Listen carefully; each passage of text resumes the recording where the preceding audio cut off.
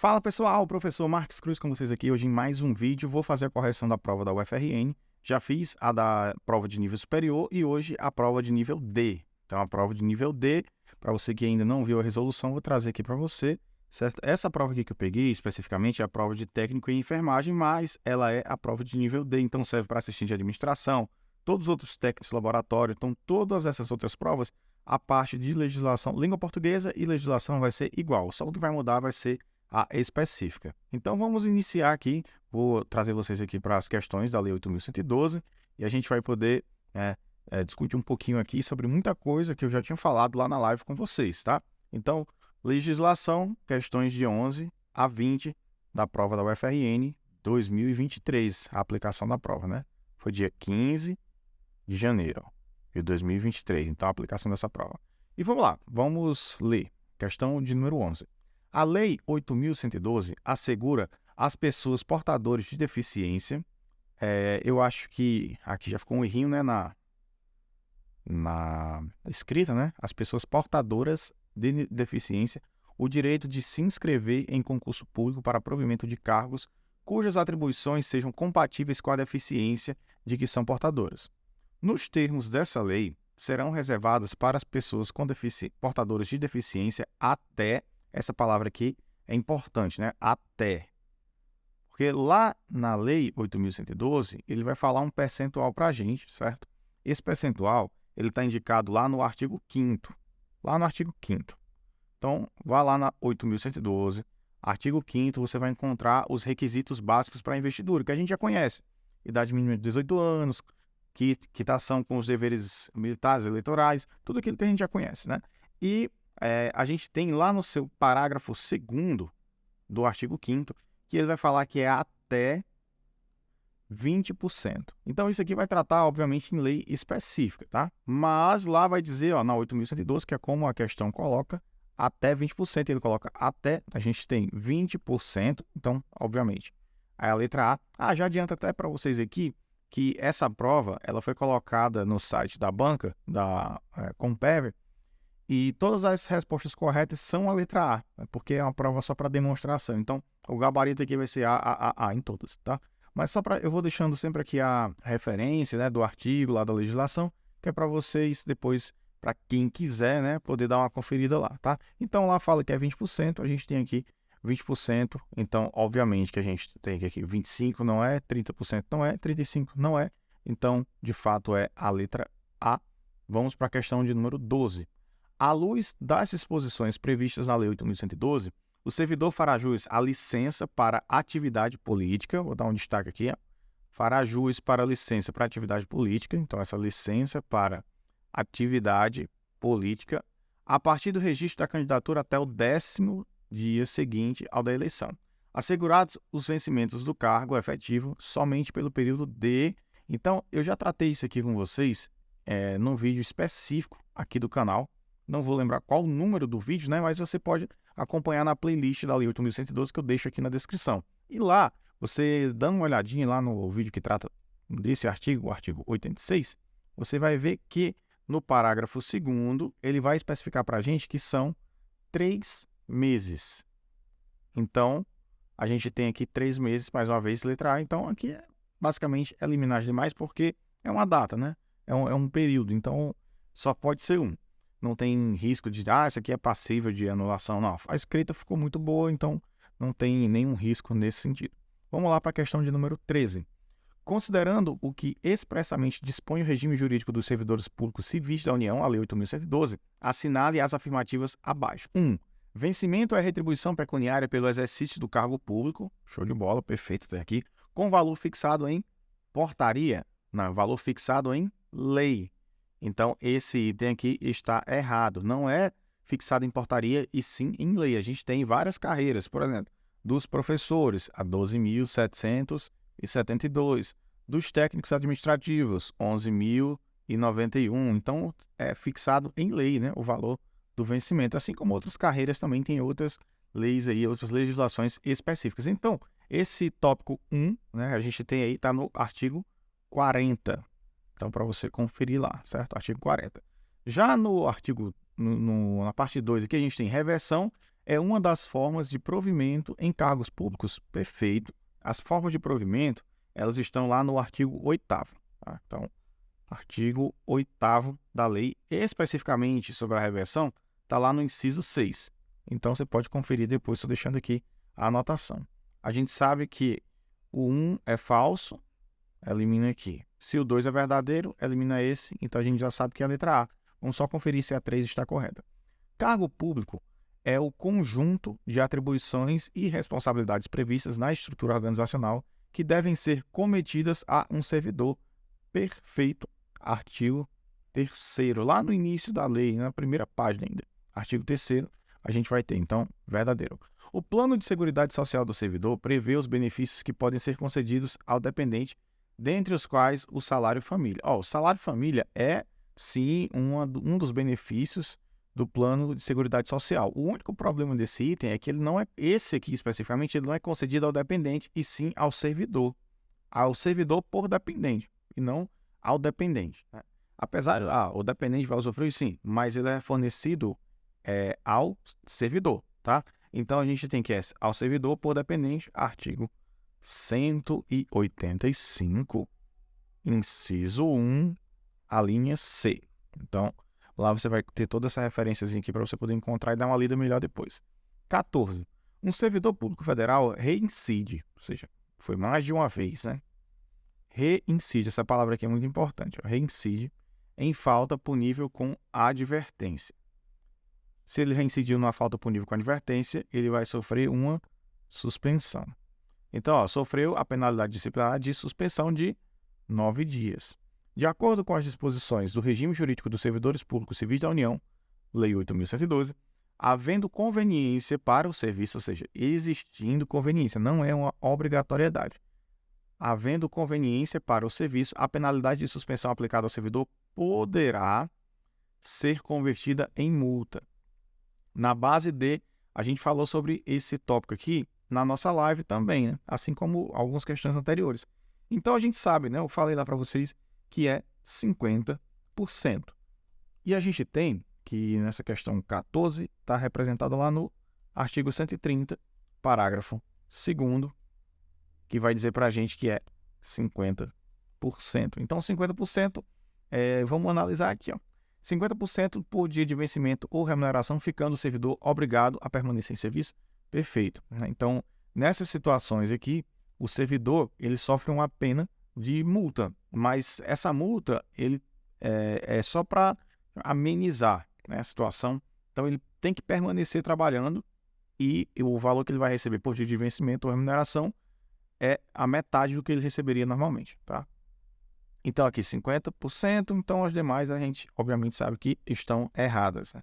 Segundo as normas estabelecidas no regime jurídico dos servidores públicos civis da União, Lei 8.112, o prazo para a conclusão do processo administrativo disciplinar submetido ao rito sumário, também falamos exatamente isso aqui na nossa live, né? A gente tem o PAD e tem o PAD submetido ao rito sumário, que vai ser basicamente a metade do tempo do PAD normal. Então, a gente tem que, especificamente aqui, a gente vai ter lá no artigo 133, como referência para a gente, parágrafo 7º. Parágrafo 7º, que ele vai dizer para a gente que no caso do rito sumário, especificamente, vão ser 30 dias. Então, são 30 dias podendo, né, ser prorrogados por mais 15 dias quando essa autoridade competente assim julgar necessário. Então, letra A está perfeita aqui. 30 dias contados da publicação do ato que constitui a comissão, admitida a sua prorrogação por até 15 dias, quando as circunstâncias o exigirem. Então, ele fala que 20 dias, 15 dias, 10 dias errados. Questão 16. Um servidor foi afastado por motivo de prisão em flagrante, determinada pela autoridade competente. De acordo com as disposições do regime jurídico dos servidores públicos civis da União, Lei 8.112, enquanto perdurar essa prisão, a família do servidor deverá receber o benefício do auxílio reclusão no valor correspondente a. Pessoal, essa questão aqui eu também falei na live, certo? E a gente viu na live que são 2 terços, né? Onde é que fala disso? Lá no artigo 229, inciso 1. E lá ele vai dizer que exatamente o valor é 2/3 da remuneração, tá? 2/3 da remuneração, letra A, como eu falei, todas aqui são letra A, né? Então, aqui, errado, errado, errado. Depois, né, de passar esse período, se a pessoa for realmente presa, né, depois de julgada, aí passa a ser 50%, ou seja, seria letra B, caso a questão afirmasse que, caso ele já tivesse sido preso após um julgamento. À luz das disposições expressas no regime jurídico dos servidores públicos civis da União, Lei 8.112, que foi basicamente o que caiu aqui, né? Estamos na questão 17, da 11 até 17 foi só 8.112. Um servidor público federal investido no mandato de deputado estadual, já fiz um vídeo especificamente também sobre essa parte aqui dos cargos políticos, né? Então, no caso de deputado estadual, o que é que acontece? A pessoa pode acumular, ela escolhe qual é o salário? Não, ela vai ser afastada do cargo. Então, a opção correta realmente aqui é a letra A. Ela não pode ficar no cargo, certo? Ela também não pode ser afastada do cargo e escolher a remuneração. Esse aqui é no caso prefeito. Ficará e vereador também, né? O vereador, inclusive, pode até acumular os dois cargos. Ficará no cargo a depender da compatibilidade de horário? Também não. Então, a gente tem aqui que realmente é a letra A. Questão 17 está lá no artigo 94. Artigo 94, no inciso 1, que fala assim: tratando-se de mandato federal, estadual ou distrital, ficará afastado do cargo. Então, nesse tipo de situação, fica afastado do cargo. Vamos para a questão de número 18. Na questão 18, a gente já tem aqui, mudou a lei, né? Agora ele foi para a Lei 9.784. Que lei é essa? É a lei que trabalha, que regula sobre o processo administrativo no âmbito da administração pública federal. Então, apesar de dentro da 8.112 ter algumas coisas de processo administrativo, não necessariamente processo administrativo disciplinar, mas de processo administrativo, existem algumas coisinhas que na Lei 9.784 ela é diferenciada da 8.112. Então, existem alguns prazos, algumas coisas bem pontuais que são diferentes. Então, vamos lá. Questão 1, aqui no item 1. Vamos analisar aqui nesse momento. Item 1, questão 18. O ato de delegação de competência é irrevogável pela autoridade declarante. Isso aqui, ela não é irrevogável pela autoridade declarante. A pessoa que foi delegado é realmente irrevogável, mas a autoridade ela pode sim revogar. Então, a gente vai ter que esse primeiro item aqui, ele é falso, tá? Primeiro que é falso, e esse aqui vai tratar lá no artigo 14, parágrafo 2º, tá? Artigo 14, parágrafo 2º, então, é falso. É impedido de atuar em processo administrativo o servidor ou autoridade que esteja litigando judicial ou administrativamente com o interessado ou respectivo cônjuge ou companheiro. Isso aqui é verdadeiro. Trago para vocês aqui a referência, tá? Aí é lá no artigo 18. Artigo 18. Então, isso aqui é verdadeiro. 3. O indeferimento de alegação de suspeição poderá ser objeto de recurso com efeito suspensivo. Lá na 9.784, lá no artigo 21, ela vai dizer para a gente que é sem efeito suspensivo. Então, essa aqui é falsa. Não é com efeito suspensivo e sem efeito suspensivo. Então, é por isso que ela está errada. E no item 4, a omissão do dever de comunicar o impedimento constitui falta grave para efeitos disciplinares. Isso aqui é verdadeiro, tá? Exatamente no artigo 19, parágrafo único. Artigo 19, parágrafo único. E agora, caminhando para a reta final, temos só mais 2 questões. Se você ainda não é inscrito no canal, aproveite para se inscrever agora, deixar o seu like, clicar no sininho e deixar o seu comentário aqui para você me dizer quantas você acertou, se você fez essa prova ou se está somente estudando para outro concurso da banca ou de outra banca também, tá?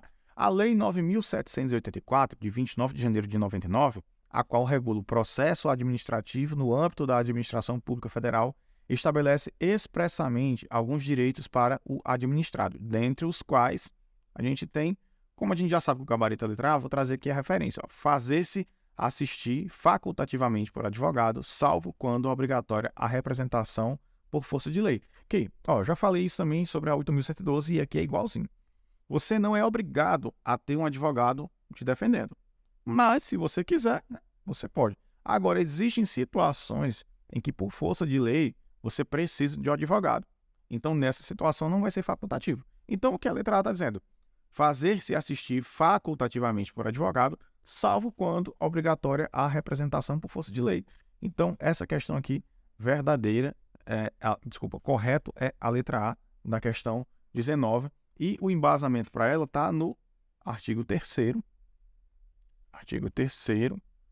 inciso 1. Inciso 4. Está lá no artigo 3º, inciso 4. Então, todos os demais aqui já estão automaticamente incorretos. Vamos agora para a última questão. Considerando o que expressamente dispõe a Lei 9.784, então perceba aqui que ele está trazendo um expressamente. Ó. Então, ele é da mesma forma que está na lei. Então, ele está traduzindo aqui, ó, é um decoreba, tá? Porque a questão está dizendo expressamente como está na lei. Então, vamos analisar as afirmativas e ver quem está correto e quem está errado. Concluída a instrução de processo administrativo, a administração tem um prazo de até 30 dias para decidir, salvo prorrogação por igual período, expressamente motivado. Perfeito. Está lá no artigo 49. Então, um verdadeiro. Questão 2. Se a 1 é verdadeira, né, a gente eliminaria aqui a letra B. Desculpa. Se a 1 é verdadeira, a gente elimina aqui a letra C e a letra D. Vamos prosseguir aqui. No âmbito da administração pública federal, as decisões administrativas que exijam a participação de 2 ou mais setores, órgãos ou entidades poderão ser tomadas mediante decisão coordenada. Ele coloca aqui 2 ou mais setores. Lá na lei, expressamente fala 3 ou mais. Então, a gente sabe que essa aqui está errada. Referência, artigo 49A. Artigo 49A. Então, ele fala 3 ou mais setores e não 2 ou mais. Então, é um detalhezinho, né? Muito simples, né? E na 3, a decisão de recursos administrativos pode ser objeto de delegação. Aqui, falso. Falso está lá. O embasamento para ela está no artigo 13. Inciso 2. 4.